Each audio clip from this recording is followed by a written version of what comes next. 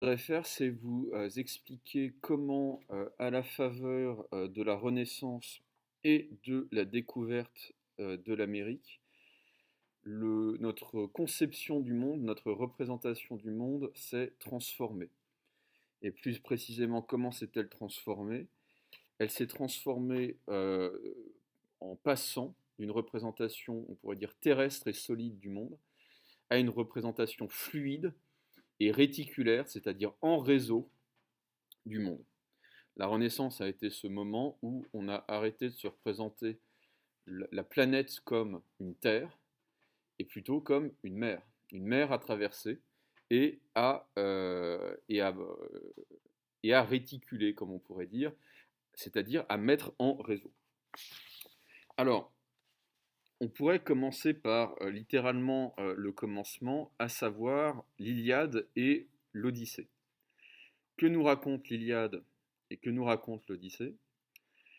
L'Iliade nous raconte, en particulier l'Iliade, nous raconte l'affrontement entre deux civilisations. Une civilisation terrienne, qui est la civilisation troyenne, la cité de Troie, et une civilisation maritime. Oui, bonjour. Alors attendez, Cassiane. Normalement, c'est bon. Une civilisation maritime qui est celle des Achéens, celle des Grecs.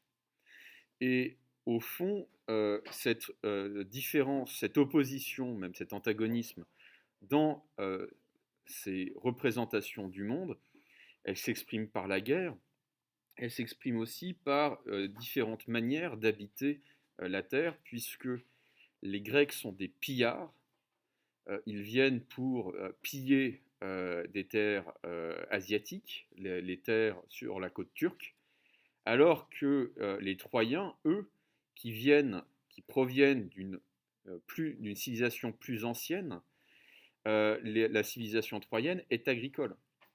Elle repose essentiellement sur la culture de la terre et sur l'exploitation des troupeaux. Et au fond, l'Iliade et l'Odyssée vont faire émerger une sorte de modèle héroïque dans la personne d'Ulysse. Ulysse est celui qui va parcourir les mers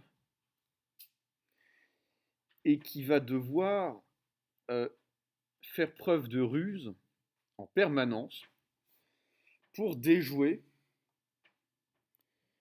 les pièges tendus par les dieux, les catastrophes naturelles, etc., etc. Donc, on l'avait déjà un peu vu avec la thèse de Marcel Détienne sur les maîtres de la vérité. Le monde grec est un monde qui est fasciné et terrifié par la mer, le réseau maritime est le lieu de tous les dangers, et au fond, le fondement du pouvoir, à part à Athènes, c'est la terre, c'est la possession de la terre.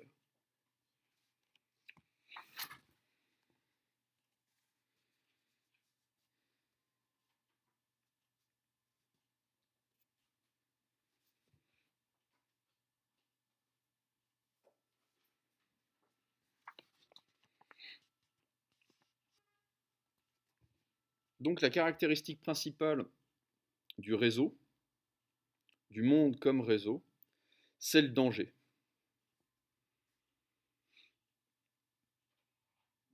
Et le but de toute civilisation est de sécuriser le réseau qu'elle utilise. Les premiers à le faire de manière systématique et spectaculaire, et c'est ce qui va garantir leur domination sur le monde connu pendant des siècles, c'est l'Empire romain. Le fondement de la puissance euh, impériale romaine, enfin de la République romaine, puis de ce qu'on a appelé l'Empire, mais l'imperium, ça désigne aussi la puissance de la République. Le fondement de la puissance de l'Empire romain, de 200 avant Jésus-Christ jusqu'au début du Moyen Âge, jusqu'à la chute de l'Empire romain, c'est la maîtrise des routes, des voies romaines, la via ou via romana. C'est ce qui permet à Rome de projeter son infanterie, ses légions, dans le monde entier. Partout où passe Rome, il trace des routes.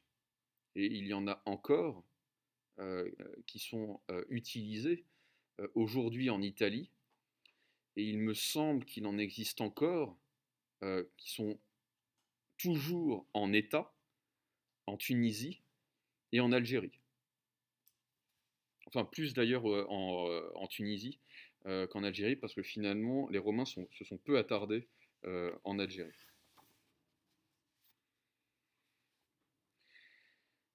Quand on passe d'un monde terrien à un monde de réseau, forcément, on change d'économie. L'économie terrienne, c'est fondamentalement l'agriculture, alors que quand on a des réseaux, quand on met en place des réseaux, le fondement de l'économie, c'est le commerce, et non plus l'agriculture vivrière.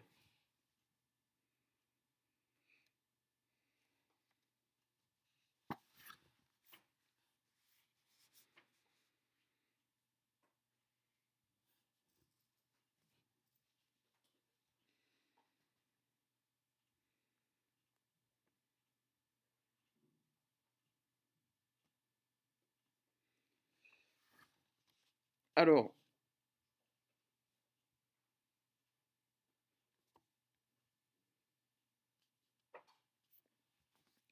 on va voir apparaître, à mesure que le monde va devenir un gigantesque réseau, on va voir apparaître une nouvelle classe sociale qui n'est plus celle du propriétaire terrien, mais qui est celle du marchand. Le marchand va être vu comme un parvenu, comme un arriviste, dont la fortune va supplanter, va dépasser celle des propriétaires terriens. On le voit notamment pendant les derniers soubresauts de la démocratie athénienne. Les aristocrates, la noblesse athénienne, qui est traditionnellement une noblesse qui possède des terres, va voir d'un très mauvais œil l'apparition et l'enrichissement des marchands.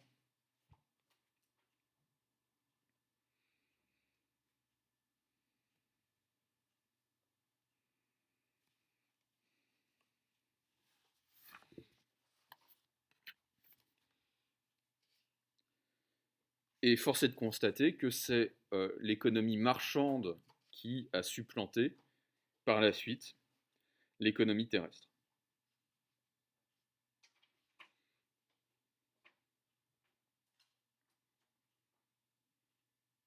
Alors,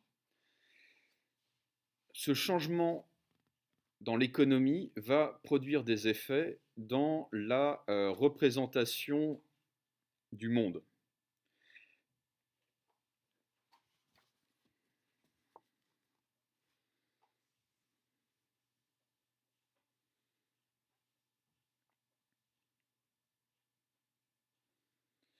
Pour les anciens, la science vise à connaître l'ordre du monde.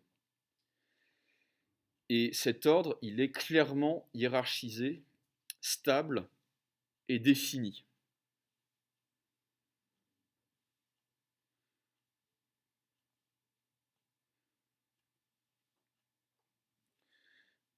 il y a le monde terrestre, le monde céleste.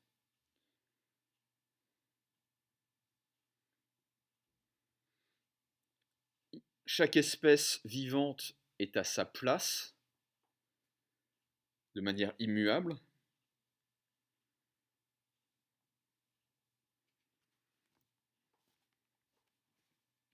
Le monde des anciens est clos sur lui-même. Il est fini. Il est délimité. Or, que va-t-on découvrir à l'époque moderne avec la Renaissance et la Révolution copernicienne? Eh bien que le monde n'est pas fini, que l'univers est infini, qu'il est probablement même illimité.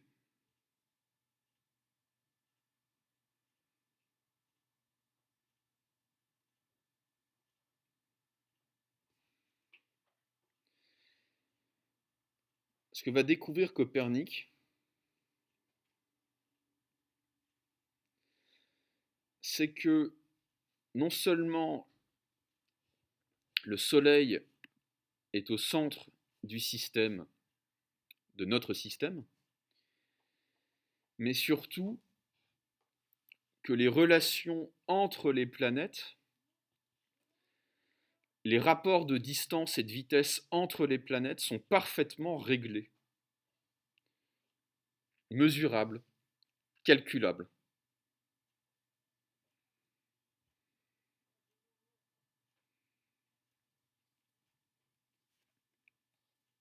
Et donc, avec Copernic, donc au XVIe siècle, la science va changer complètement de nature, au sens propre comme au sens figuré, c'est-à-dire que c'est plus la même nature et c'est plus la même science. Que cherchaient les anciens? Ils cherchaient avant tout à comprendre ce que c'est que la réalité, comprendre le secret de la réalité, l'essence de la réalité. Ça, on l'a vu. Que cherchent à comprendre les modernes? Comment calculer la réalité? Comment mesurer les effets par rapport aux causes? Donc, ce qui intéressait les anciens, c'est qu'est-ce que c'est? La question de l'essence de la réalité. Ce qui va intéresser les modernes, c'est, au fond, comment ça marche, comment peut-on calculer le phénomène que nous observons. Les anciens s'intéressaient au sens de l'univers, pour le dire autrement. Les modernes vont s'intéresser à sa forme, à sa structure, à sa vitesse. Bref, on passe, et ça on l'a déjà vu, on passe d'un monde de qualité, une représentation qualitative du monde, où tout a un sens, où la place en fait de quelque chose dans l'univers, d'un objet dans l'univers a une signification, à un monde dans lequel plus rien n'a de sens, mais où tout est mesurable, tout est calculable.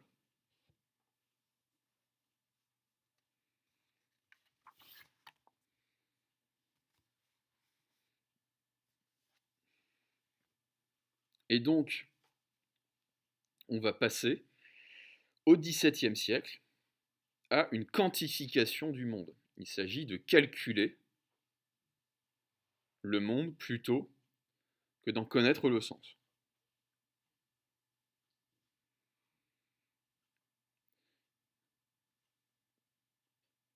C'est l'idée célèbre de Copernic. Le livre de la nature est écrit, ça c'est une citation, le livre de la nature est écrit en langage mathématique.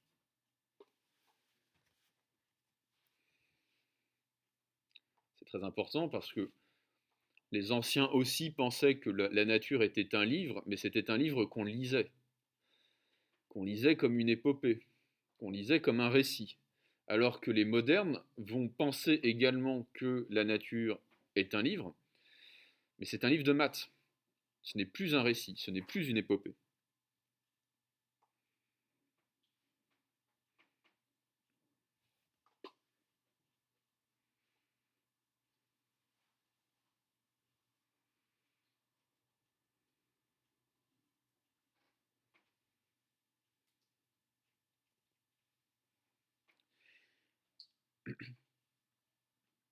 Et avec ce changement de représentation du monde, on va aussi se représenter forcément d'une manière différente la divinité. J'y reviendrai plus en détail après. Mais pour les anciens,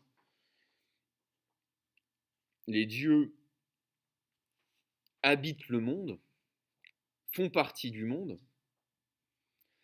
Pour les modernes, très clairement, Dieu est extérieur au monde puisqu'il l'a créé.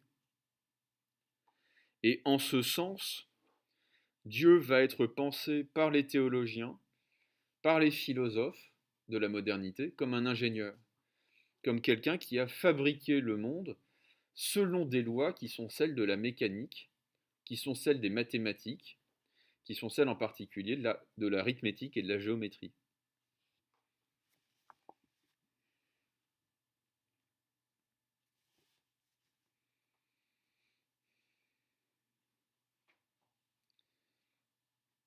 Et on l'a vu, le monde n'est plus pensé comme nature, c'est-à-dire comme réalité qui s'oppose à l'homme. Il est pensé comme matière, matière mesurable, qu'on peut traverser dans un sens ou dans un autre, sans aucune conséquence.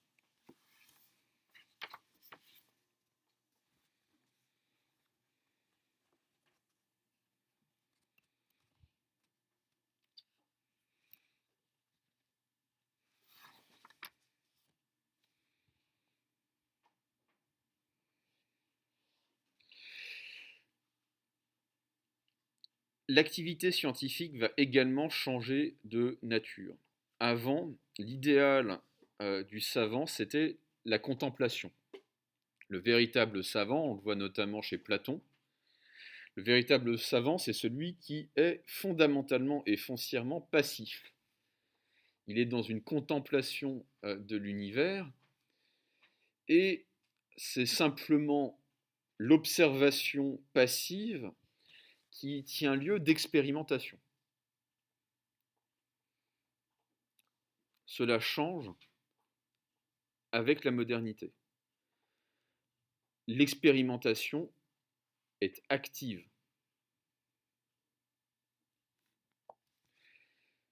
On n'observe plus directement l'univers. On crée des expériences. On les fabrique.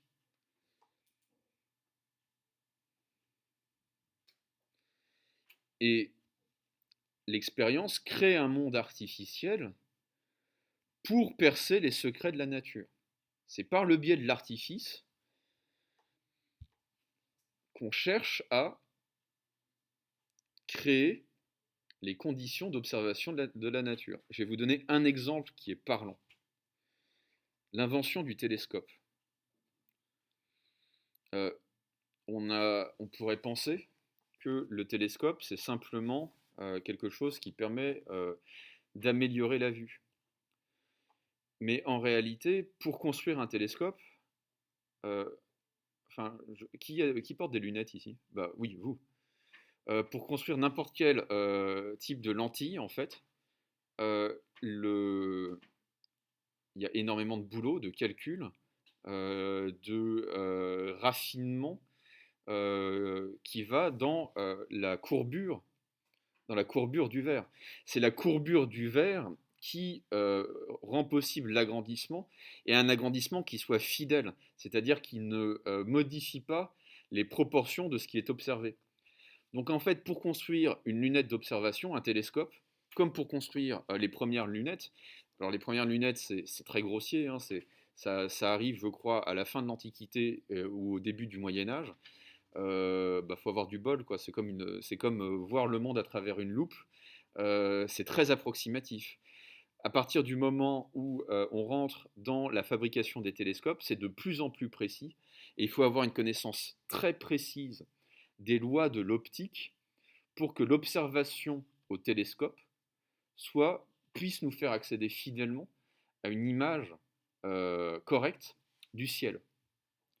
Donc, pour le dire encore plus simplement, pour parvenir à la nature, il faut beaucoup d'artifices. Il faut une maîtrise parfaite de l'artifice. Et on voit bien qu'on est très très loin de la simple contemplation, puisque les anciens se contentaient de lever le nez vers le ciel et de regarder. Copernic, Galilée, Kepler, Descartes, ils vont observer à travers la lunette du télescope, et ça, c'est une activité en fait. Il y a des heures et des heures et des heures de travail, des milliers d'heures de travail derrière la fabrication d'une lunette, et il y a la maîtrise parfaite des lois de l'optique pour permettre justement cette observation.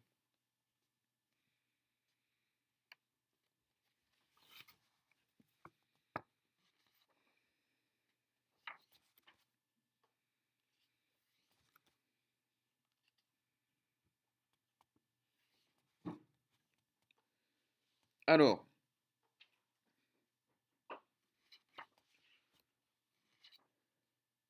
ça ne va pas tellement vous intéresser.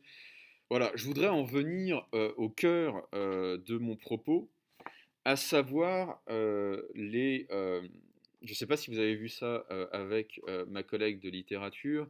Est-ce que vous avez vu Montaigne, les cannibales? Vous n'en êtes pas du tout aux représentations du monde? Je ne sais pas. Vous en êtes encore au pouvoir de la parole? Oui? Affirmatif. Ok. Alors, euh, 1492, que se passe-t-il?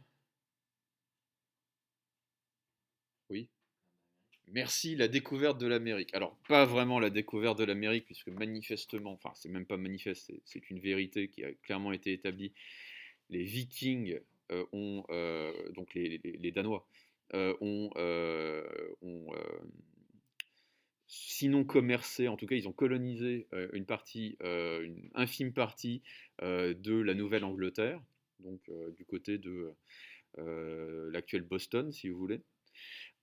Et très clairement aussi, quand il faisait nettement plus froid, les Chinois passaient par l'Alaska pour aller en Amérique. Donc il est faux de dire qu'on découvre l'Amérique, il est plutôt vrai de dire que les Européens, qui ne sont pas nordiques, vont maîtriser en fait un réseau qui permet d'aller en Amérique pour la première fois. Les Vikings, très probablement, c'était l'aventure en permanence. Ils ne savaient pas tellement où ils allaient arriver quand ils partaient du Danemark.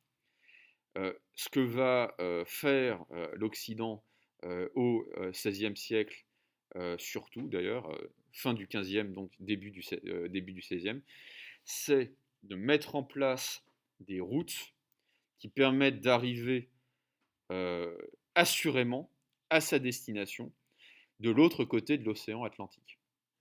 Donc c'est de cela que je voudrais vous parler.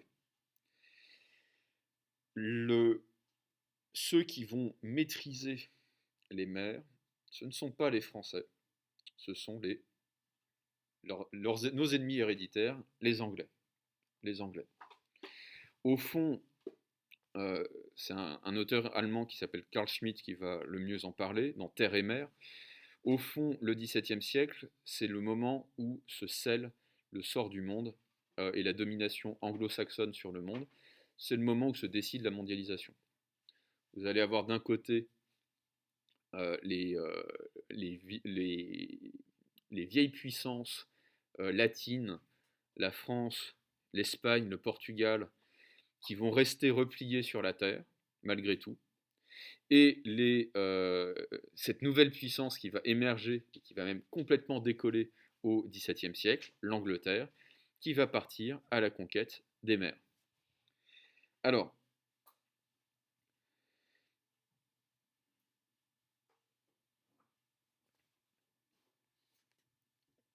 que se passe-t-il?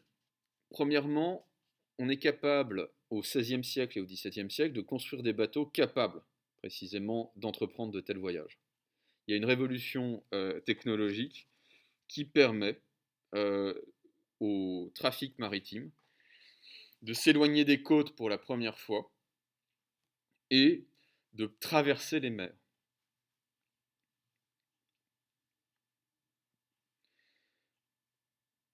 Quelle est cette révolution technologique? Eh bien, des mâts capables d'accueillir tout simplement des grandes voiles, plusieurs grandes voiles. À quoi ressemble un bateau de l'Antiquité jusqu'au XVIIe siècle? Il y a une seule voile. Je ne sais pas si vous avez vu Astérix, Mission Cléopâtre, etc., etc.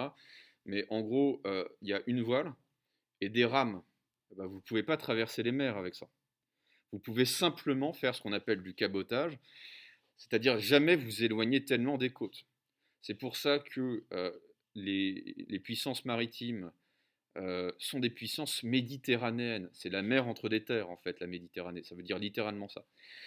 Et toutes les batailles navales de l'Antiquité n'auront jamais lieu dans l'océan. Elles n'auront jamais lieu sur la Manche. Elles ont toutes lieu en Méditerranée. Pourquoi? Parce que la thalassocratie, la puissance des mers, c'est avant tout une puissance qui s'éloigne jamais tellement des côtes. Les Anglais mettent, enfin, les Espagnols puis les Anglais vont mettre en place, vont être capables de construire des mâts de plus en plus hauts, qui vont être capables d'accueillir de plus en plus de voiles. Hein. Une frégate anglaise du XVIIIe siècle, c'est trois voiles superposées.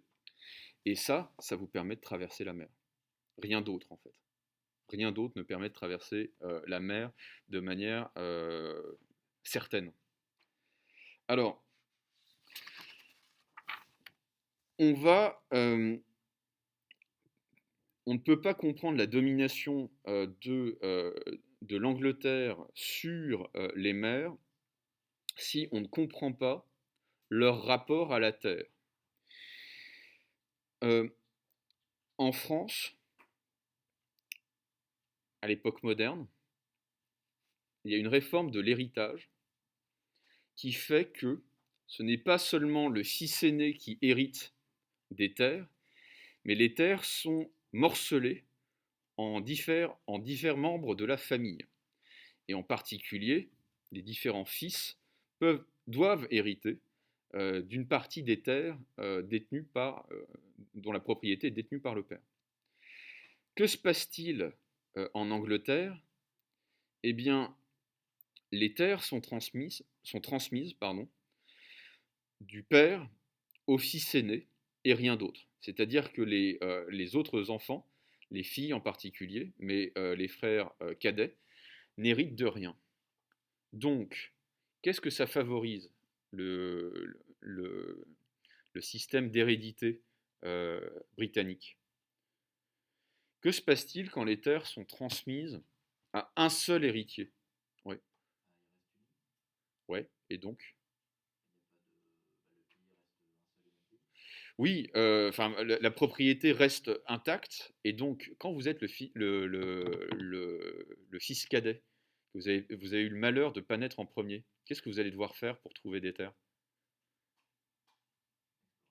Ouais, aller chercher ailleurs. Autrement dit, c'est un truc tout bête, un truc tout bête. Les questions d'héritage en Angleterre vont faire que les fils de bonne famille vont devoir aller chercher leur fortune ailleurs qu'en Angleterre. C'est tout bête hein, quand on y pense. Parce que le fils aîné hérite de tout à la mort du père. Si on veut s'en tirer financièrement, si on veut faire fortune, si on veut trouver de nouvelles terres, il va falloir le faire précisément ailleurs qu'en Angleterre. Et c'est ce qui va pousser un grand nombre de Britanniques sur les routes maritimes. C'est le cas de le dire. Donc,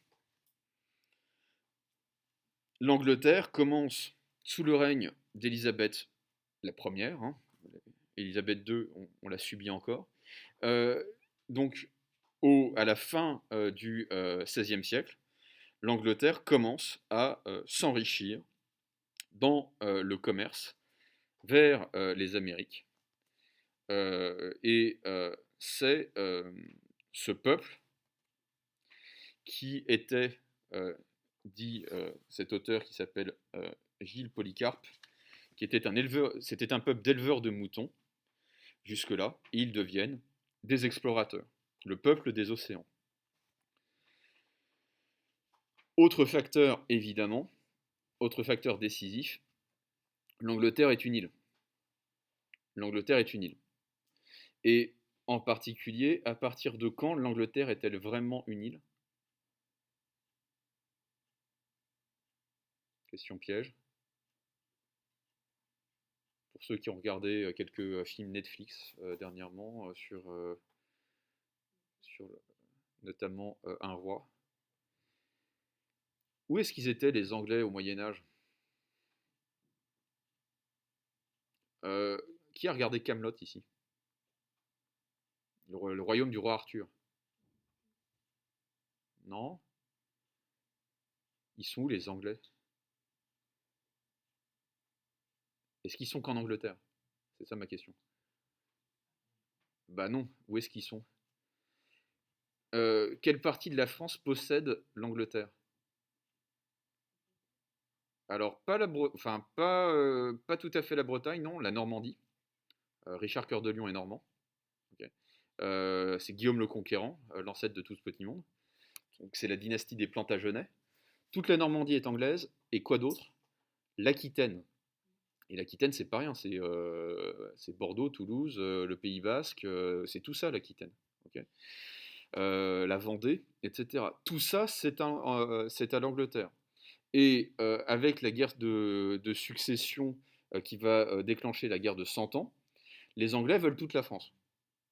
Donc c'est très clair. La guerre de 100 ans, c'est le tournant en fait de l'histoire, le véritable tournant de l'histoire européenne au Moyen Âge. C'est quand les Anglais redeviennent vraiment une île, c'est-à-dire quand on les fout en dehors de l'Europe. Et là aussi, il va bien falloir comprendre que pour eux, c'est la fin de quelque chose, c'est la fin d'une aventure terrienne. Ils vont donc devoir se tourner vers la mer pour pouvoir retrouver leur puissance. Et c'est ce qu'ils vont très bien comprendre, et c'est pour ça, au fond, qu'ils vont voir l'Amérique, et plus tard le Commonwealth, c'est-à-dire l'Australie, l'Inde, une bonne partie de la Birmanie, l'Afghanistan, etc., comme un prolongement de leur empire, de leur être. Alors, on peut prendre un exemple très simple qui est celui de la colonisation. Et la manière dont la France va coloniser, la manière dont les Anglais vont coloniser. Les Français mesurent la puissance en kilomètres carrés. C'est-à-dire que pour eux, un empire puissant, c'est un empire qui s'étend sur une grande surface. Et l'exemple paradigmatique de ça, on va le trouver en 1830, avec l'Algérie. Que font les Français en Algérie? Ils ne s'arrêtent pas à Alger, ce qu'auraient fait les Anglais. Ils veulent coloniser l'ensemble du territoire algérien. Et donc ils vont créer des routes, créer des villes, développer les infrastructures. Je crois créer d'ailleurs le premier chemin de fer algérien. Ils vont s'investir à fond dans la terre. Que font les Anglais quand ils arrivent en Inde? Ils vont créer une base, New Delhi, okay, et ils vont laisser les potentats locaux, c'est-à-dire les seigneurs de guerre locaux, les Maharajas, gérer l'Inde à la place des Anglais, à leur place. Que font que font les Anglais quand ils arrivent en Amérique? quelle est la zone qu'ils contrôlent et pourquoi ils font. À mon avis, on explique la révolution américaine en partie pour ça. Où est-ce que ça s'arrête, l'Amérique, par rapport, par exemple, au Canada français? Pour les Anglais, c'est quoi la zone qu'ils contrôlent jusqu'au XVIIIe siècle? Ouais, les côtes. C'est-à-dire que ce qui les intéresse, c'est Boston, à peu près seulement Boston d'ailleurs, Philadelphie, éventuellement New York, Manhattan, la baie de Manhattan. Mais il n'est jamais question pour les Anglais de s'aventurer à l'intérieur des terres. Et c'est bien d'ailleurs ce qui va poser problème aux colons. Pourquoi? Parce que ça coûte cher, tout simplement. Ça coûte cher de construire des routes. Ça coûte, comme dirait notre bien-aimé président, un pognon de dingue d'envoyer des troupes pour, euh, pour soumettre les tribus indiennes. Les Anglais, ce qu'ils veulent, c'est des comptoirs commerciaux pour pouvoir faire du troc avec les Indiens, en particulier de la fourrure. Et ce qu'ils vont vouloir très très rapidement, c'est trouver un moyen de traverser les Amériques sans trop se faire embêter par les populations qui vivent à l'intérieur des terres. Est-ce que vous savez quelle est la solution que les Anglais vont trouver, non seulement en Égypte, mais également en Amérique, pour traverser les continents sans passer par les terres? En Égypte, peut-être que vous savez, ouais. Bah, le canal. Ils vont creuser des canaux. Le canal de Suez en Égypte et le canal de en Amérique centrale. Vous savez ça. C'est là que transite à peu près toute la coke d'Amérique du Sud. Panama. Le canal de Panama. Okay. Donc, là où les vieilles puissances latines, France, Espagne, Portugal, vont faire le choix de la terre, les Anglais vont faire le choix de la mer.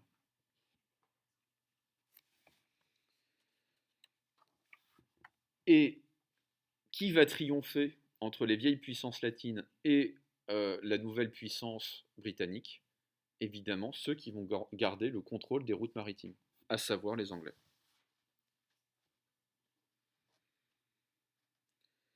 Est-ce que ça va pour tout le monde, ça? Ok. Alors,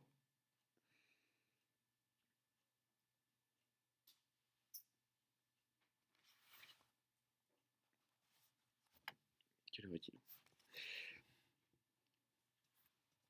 Avec le développement du commerce international, vous allez avoir...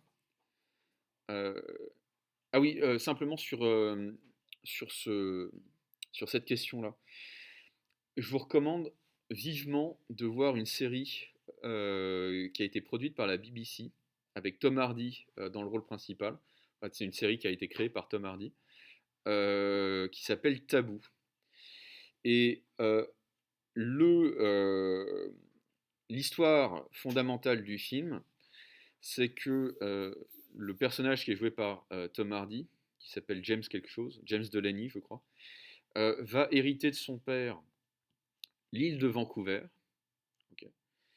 Et l'île de Vancouver, c'est précisément l'endroit en Amérique où on peut rentrer par voie fluviale du côté Pacifique, du côté du Pacifique, vers les terres américaines. Qu'est-ce qu'il y a de l'autre côté du Pacifique?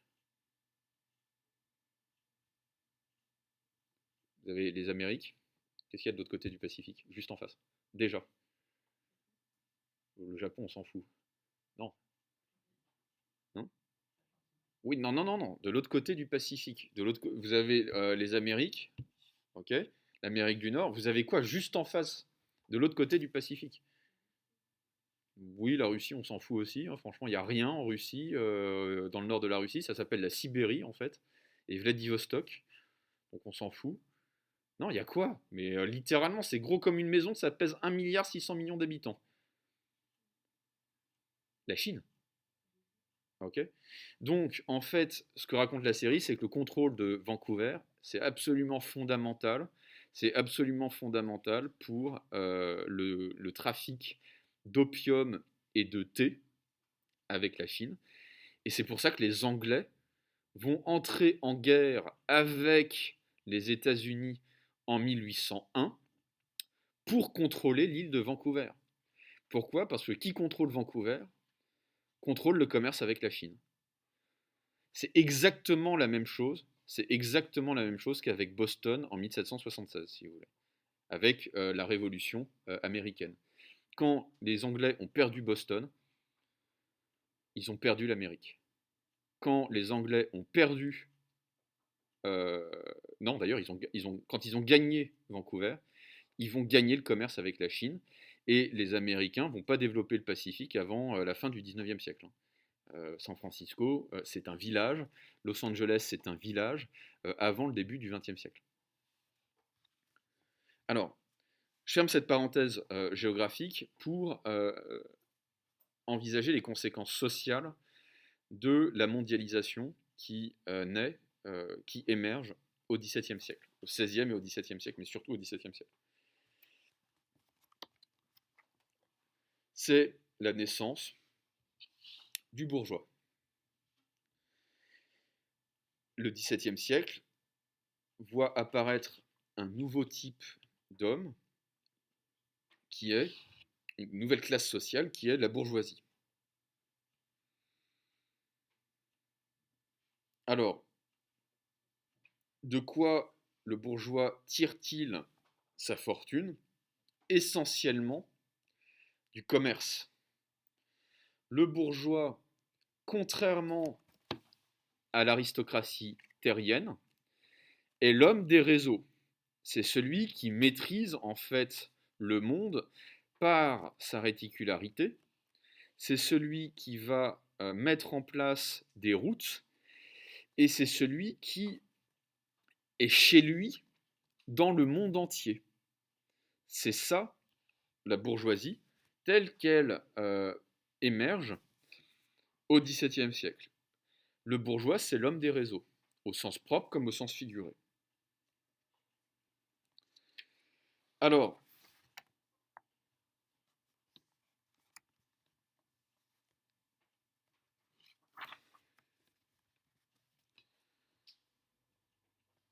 les valeurs de la bourgeoisie, c'est essentiellement le travail.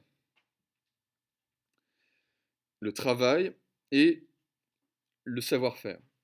Alors que les valeurs de la noblesse, c'est la naissance, c'est l'être. Okay.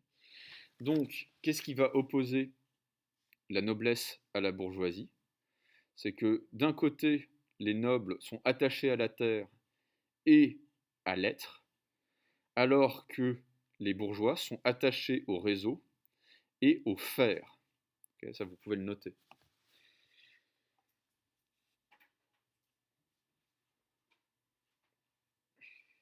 Qu'est-ce que cela signifie? Oui, oui. La bourgeoisie va être attachée au réseau et à l'activité, à l'action, alors que la noblesse restera attachée, c'est pour ça qu'elle va mourir, à la terre et à la naissance, et donc à l'être.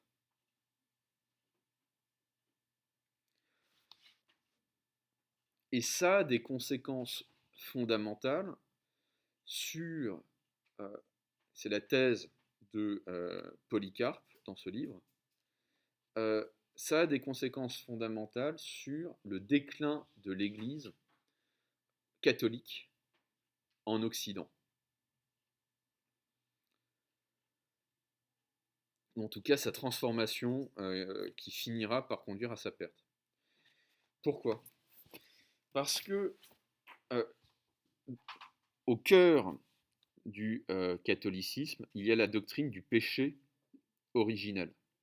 Le péché originel, ça consiste à dire que nous sommes tous nés pécheurs et nous restons pécheurs, quoi qu'il arrive. Et sans le salut du Christ, en fait, nous serions condamnés en fait à la damnation éternelle. Le bourgeois, c'est précisément celui qui dit on peut se changer soi-même et changer le monde par son travail. Autrement dit, on peut se sauver par l'action. Et c'est pour ça qu'on va voir émerger le protestantisme, cette idée qu'on peut se sauver par ses actes, qu'on peut se sauver par ses bonnes actions. On va voir le protestantisme se développer où? En Angleterre et en Allemagne, c'est-à-dire dans des sociétés marchandes et attachées au réseau. Voilà.